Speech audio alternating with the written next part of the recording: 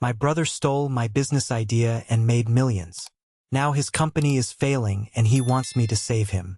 Growing up, my brother and I were inseparable. We shared everything: toys, secrets, dreams about our future. He was 3 years older, and I always looked up to him like he was some kind of superhero. When we were kids, we used to build these elaborate cardboard cities in our basement, complete with businesses, roads, and tiny paper people. I was always the one coming up with the creative ideas, the innovative solutions to make our pretend world work better. He was the one who could sell ice to an Eskimo, charming everyone with his smooth talking and natural charisma. Fast forward to college. I was studying computer science while working part-time at a local coffee shop. The owner was this sweet elderly woman who treated her employees like family.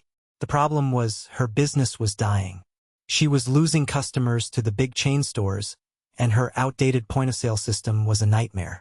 Orders got mixed up constantly, inventory was a mess, and she was drowning in paperwork. That's when the idea hit me. What if there was a simple, affordable software solution specifically designed for small, family-owned businesses? Something that could handle orders, inventory, customer loyalty programs, and basic accounting all in one place, but without the complexity and cost of enterprise software. I spent months researching, talking to other small business owners, understanding their pain points. I even started sketching out wireframes and basic code during my lunch breaks. I was so excited about this idea that I couldn't keep it to myself. During Thanksgiving dinner, with the whole family gathered around the table, I shared my vision. I talked about how this could help millions of small businesses compete with the big corporations. My brother's eyes lit up, and he started asking all these detailed questions about the technical aspects, the target market, the business model. I thought he was just being supportive like he always was. What I didn't know was that he was already working at a tech startup after graduating with his business degree. He had connections, investors, and most importantly, he had something I didn't have at the time: confidence and experience in the business world. 2 months later, I was scrolling through my social media feed when I saw it. A TechCrunch article about a revolutionary new software for small businesses. The headline made my heart stop. The description was almost word for word what I had shared at that family dinner. The founder? My own brother. I called him immediately, my hands shaking as I dialed his number. When he answered, his voice was different, more polished, more corporate. He explained that he had been working on something similar for months, that it was just a coincidence. He said he was sorry I felt upset, but that ideas aren't unique, and execution is what matters. He told me he'd be happy to give me a job at his company once it got off the ground. The betrayal cut deeper than any knife. This wasn't just about business or money. This was about trust, about family, about the bond one thought we shared. I hung up the phone and cried for hours. My roommate found me on the kitchen floor, surrounded by crumpled tissues, and I couldn't even explain what had happened. But the worst part? He was right about execution. Within 6 months, his company had secured major funding. Within a year, they had thousands of customers. Within 2 years, they were featured on the cover of business magazines. My brother became the poster child for young entrepreneurs, giving speeches at conferences, appearing on podcasts, living the life I had dreamed of. I tried to move on. I finished my degree, got a job at a decent software company, and threw myself into work. But every time I saw an article about his success, every time someone mentioned his company at industry events, it felt like a fresh wound. Our parents were so proud of him, constantly sharing his achievements on their social media. Family gatherings became torture sessions where I had to smile and congratulate him while dying inside. The real punch to the gut came 3 years later. I was at a tech conference, networking and trying to pitch my own startup idea to investors. A woman approached me, said she had heard my presentation, and wanted to chat. She turned out to be a former employee of my brother's company. Over coffee, she casually mentioned how the original concept had come from a family member, how my brother always talked about getting the idea during a holiday dinner. She thought it was sweet that he credited his family for his inspiration. I excused myself and spent 20 minutes in the bathroom, splashing cold water on my face, trying not to have a panic attack. He had been telling people. He had been taking credit for my idea while simultaneously dismissing my claim to it. The audacity was breathtaking. For the next few years, I kept my distance from my brother. I attended family events but barely spoke to him. I watched from afar as his company grew bigger and bigger. They expanded internationally, acquired smaller companies, and my brother became a millionaire several times over. He bought a mansion in the hills, drove luxury cars, and married a beautiful woman he met at some exclusive networking event. Meanwhile, I was grinding it out in the trenches. I had launched my own small software consultancy, building custom solutions for local businesses.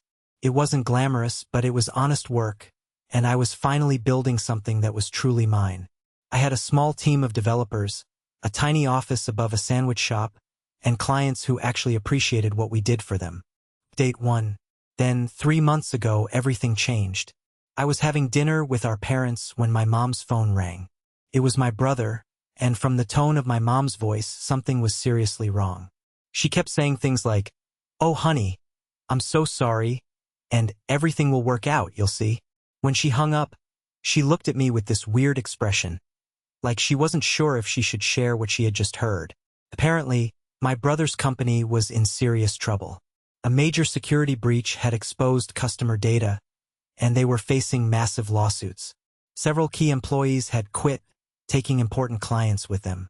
The company that had been valued at over $50 million was now hemorrhaging money and reputation. I wish I could say I felt bad for him, but honestly, a part of me felt vindicated. Maybe this was karma finally catching up. Maybe the universe was balancing the scales. I tried to push those thoughts away because they made me feel like a terrible person, but they were there nonetheless. The next few weeks were a whirlwind of news articles about the company's downfall. Investors were pulling out, customers were canceling contracts, and my brother's picture was appearing in business publications for all the wrong reasons.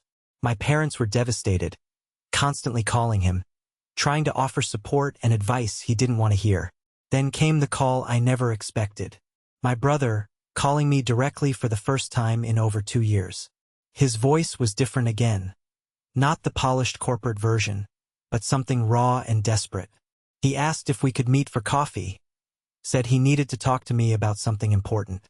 Against my better judgment, I agreed. We met at a small cafe downtown, far from the trendy spots where he used to conduct his business meetings. He looked terrible, dark circles under his eyes, stubble, clothes that looked like he'd slept in them. He ordered a black coffee and sat across from me, fidgeting with his phone. What he told me next turned my world upside down again, but in a completely different way. The security breach hadn't been an accident.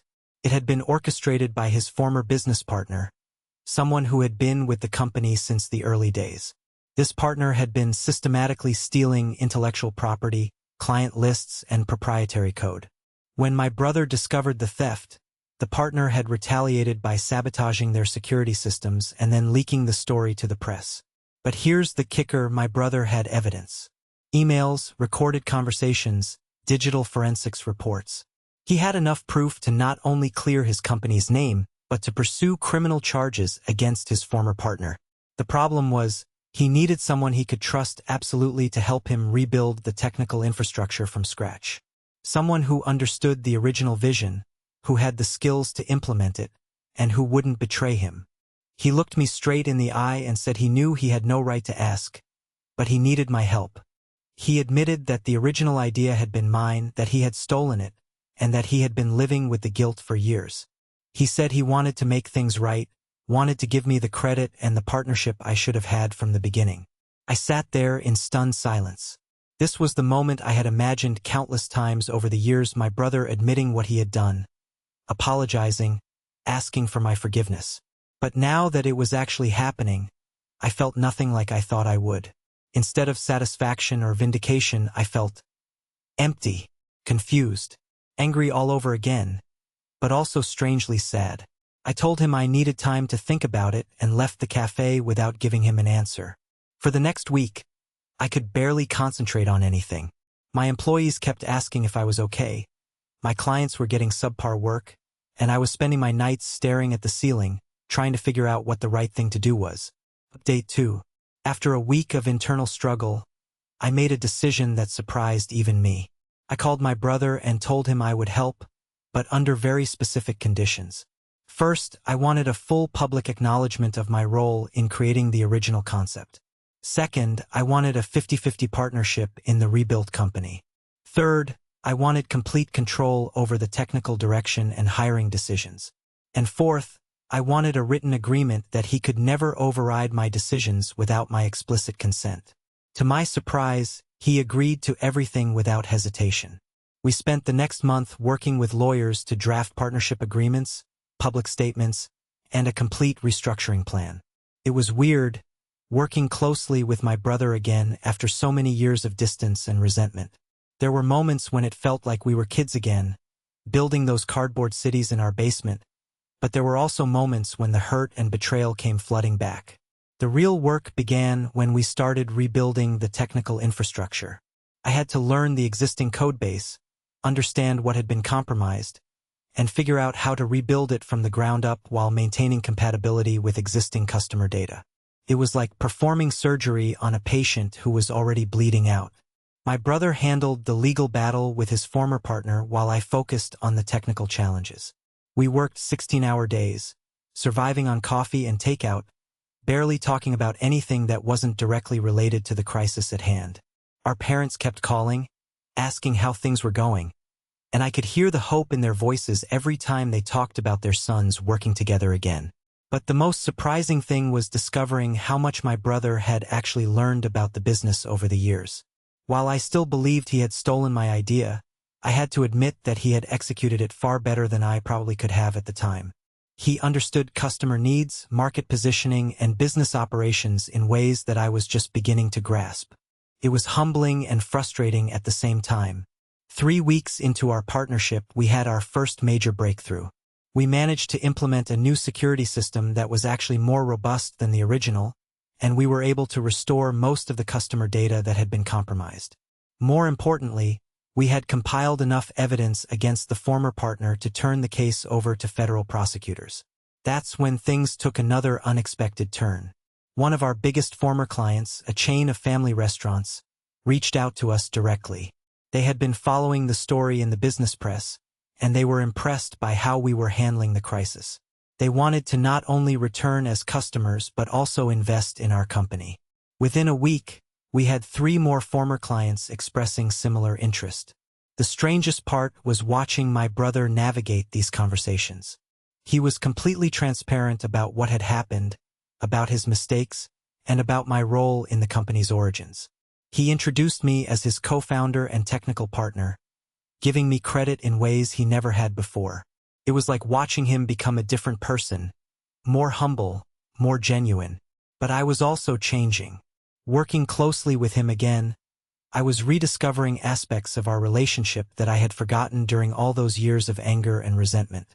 He was still the same person who could charm anyone, who could see opportunities where others saw problems, who could inspire confidence even in the darkest moments. The difference was that now he was using those skills to build something together rather than to advance his own interests at my expense. The legal case against his former partner was moving forward, but it was also revealing some uncomfortable truths. Through depositions and document discovery, we learned that the partner had been planning his betrayal for over a year. He had been systematically documenting everything, preparing to steal the company's intellectual property and client base. In a twisted way, his sabotage had actually saved my brother from an even worse fate down the road. By the end of our second month working together, we had not only stabilized the company but actually improved it. Our new security measures were industry-leading, our customer service had improved dramatically, and we were starting to attract new clients who specifically wanted to work with a company that had proven it could handle a crisis. But the emotional toll was enormous. I was exhausted from the technical work, but I was even more drained from the emotional complexity of working with my brother again. Some days we worked together like we were mind readers, finishing each other's sentences and building on each other's ideas. Other days, old resentments would bubble up, and we'd have tense conversations about trust, accountability, and the years of hurt between us. Final update: 6 months after that first desperate phone call from my brother, our company was not only back on its feet but thriving in ways it never had before. We had rebuilt our customer base, expanded our product offerings, and even started getting inquiries from potential acquirers. The legal case against the former partner had resulted in criminal charges, and we were pursuing civil remedies that could recover millions in damages. But the real transformation was in our relationship. Working together through the crisis had forced us to confront all the pain and resentment that had been building up for years. We had screaming matches about trust and betrayal, long conversations about family and loyalty, and quiet moments where we both acknowledged how much we had missed each other. The turning point came during a particularly stressful week when we were trying to finalize a major client contract. We had been working for 3 days straight, barely sleeping, living on coffee and determination. I was debugging a critical piece of code when my brother came over with 2 cups of coffee and sat down next to me. He started talking about our childhood, about those cardboard cities we used to build, about how I was always the one with the creative ideas while he was the one who figured out how to make them work. He said he had been jealous of my creativity for years, that he had always felt like the less talented brother who had to rely on charm and networking to succeed. That's when I realized something that changed everything. We had both been carrying around the story about who was the victim and who was the villain, but the reality was much more complicated. Yes, he had stolen my idea, and that was wrong. But he had also built something with it that I probably couldn't have built on my own at the time. And now, working together, we were creating something even better than either of us could have achieved alone. The public acknowledgement of my role in the company's origins came in the form of a feature article in a major business publication. My brother was completely transparent about the story, crediting me with the original concept and explaining how our partnership had evolved. The article was titled Brothers in Business: How a Family Betrayal Became a Second Chance, and it generated more positive attention for our company than any marketing campaign could have. But the most meaningful moment came at a family barbecue 3 months later. Our parents, aunts, uncles, and cousins were all there, and for the first time in years my brother and I were just brothers again. We were joking around, telling stories, and building elaborate plans for a treehouse we wanted to construct for our cousin's kids. It felt like we had traveled back in time to when we were young and anything seemed possible. The business continued to grow, but what grew even more was our understanding of each other. We had both learned that success without trust is ultimately hollow, that family relationships are more valuable than any amount of money, and that sometimes the worst betrayals can lead to the strongest bonds if you're willing to do the hard work of forgiveness and rebuilding. Our former partner was eventually sentenced to prison for corporate espionage and wire fraud. The civil case resulted in a settlement that provided significant compensation for the damages he had caused. But honestly, by that point, the money felt less important than the fact that we had survived the crisis and come out stronger. Today, our company is valued at more than it ever was before the crisis. We have offices in 3 cities, over 100 employees, and clients around the world. More importantly, we have a partnership built on mutual respect, shared vision, and hard-earned trust. I still think about those early days sometimes, about the betrayal and the years of anger and resentment. I wonder what would have happened if I had pursued my own version of the idea from the beginning, if I had never shared it with my brother, if I had handled the situation differently. But I've come to realize that wondering about alternate realities is a waste of time and energy. The truth is, we're both better people and better business partners because of what we went through. The betrayal taught us about the importance of trust and transparency. The crisis taught us about resilience and teamwork. The rebuilding process taught us about forgiveness and the power of second chances. Sometimes people ask me if I ever truly forgave my brother for stealing my idea. The honest answer is that forgiveness isn't a destination you arrive at once and then you're done. It's a daily choice, a practice, a way of moving through the world. Some days forgiveness comes easily, and other days I have to work at it. But every day, I choose to focus on who we are now rather than who we were then. We're not the same people who sat around that Thanksgiving table all those years ago. We're not even the same people who sat in that cafe 6 months ago, desperate and broken and unsure if we could ever trust each other again. We're brothers who learned that love and business can coexist, that family bonds can survive even the worst betrayals, and that sometimes the most painful experiences can lead to the most meaningful growth. The cardboard cities of our childhood have been replaced by real companies with real employees and real impact on the world. But the spirit of collaboration, creativity, and shared dreams that built those childhood fantasies is still there, stronger than ever. And that, more than any amount of money or success, is what makes this whole crazy journey worth it.